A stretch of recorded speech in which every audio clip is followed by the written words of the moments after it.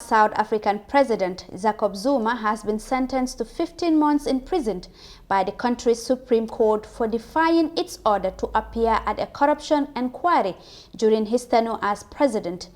He has been given 5 days to surrender himself to the police. Failure to do so, the Minister of Police must order his arrest.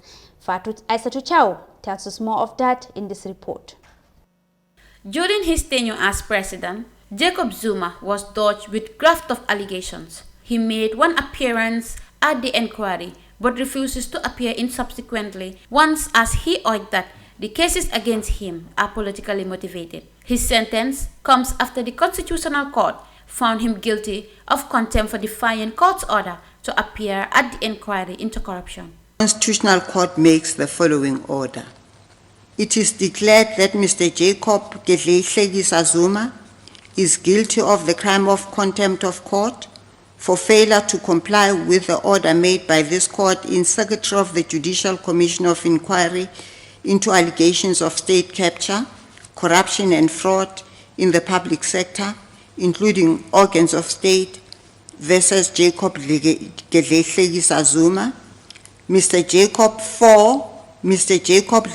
Gedleyihlekisa Zuma is sentenced to undergo 15 months imprisonment.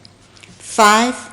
Mr. Jacob Gedleyihlekisa Zuma is ordered to submit himself to the South African Police at Nkandla Police Station or Johannesburg Central Police Station within 5 calendar days from the date of this order.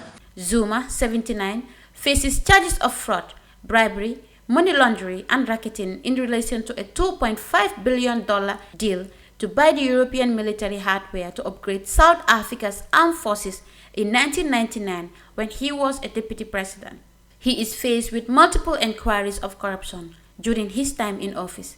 Jacob is also accused of accepting €26,000 annually from the French arms company Thales in exchange for protecting the company from investigation into deal. Thales is a freight digital transportation and security company, and it has been in the country for nearly 40 years. In 2018, the opposition parties of South Africa ramped up pressure on the ANC to act against Zuma, uniting in a campaign and calling for his removal. The embattled former South African leader was born on 12 April 1942. He was a member of the ANC party who served as the 4th democratically elected president of South Africa from the 2009 general election until his resignation on 14 February 2018. For iAfrica News, I am Aissatou Chow.